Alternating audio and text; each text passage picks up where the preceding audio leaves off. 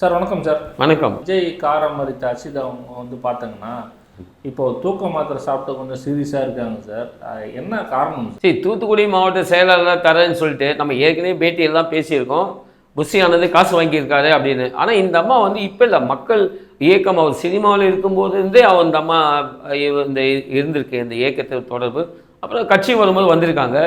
இதுக்கு இடையில பார்த்தீங்கன்னா மாவட்ட செயலாளர் வேற ஒரு ஆளை போடுறாங்க. ஸோ அதனால இந்த அம்மா வந்து மன உளைச்சல் ஆகுது.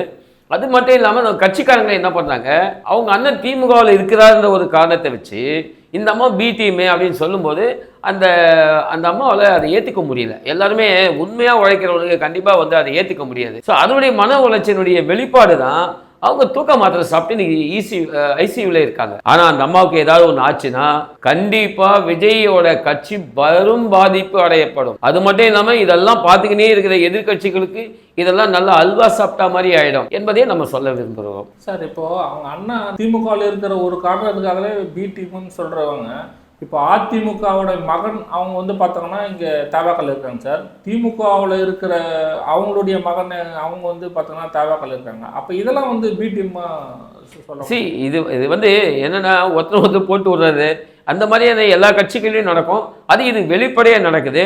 இப்போ எல்லாமே பார்த்தீங்கன்னா அப்பா ஒரு கட்சியில் இருக்காரு, புள்ள ஒரு கட்சியில் இருக்கான். நிறைய விஷயங்கள் நம்ம சொல்ல முடியும்.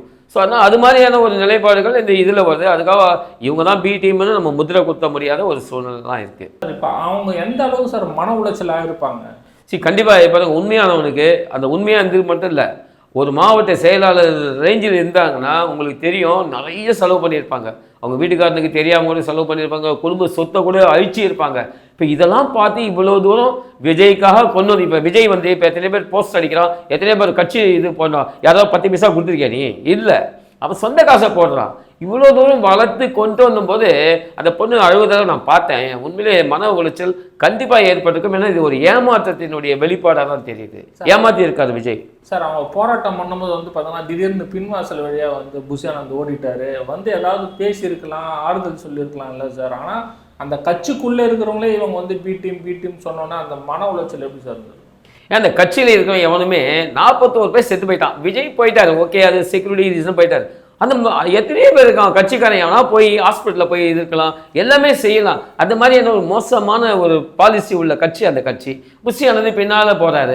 எதுக்கே போகிற? நீ ஒரு பொதுச் செயலாளர். ஆக்சுவலி விஜய்க்காரன் மறிச்சாங்க. ஆனால் நீ வந்து என்ன பண்ணியிருக்கணும், நேராக வந்து பேசியிருக்கணும். பேச்சு எல்லா கட்சிகளிலும் முரண்பாடுகள் இருக்குது, இல்லாமல் கிடையாது.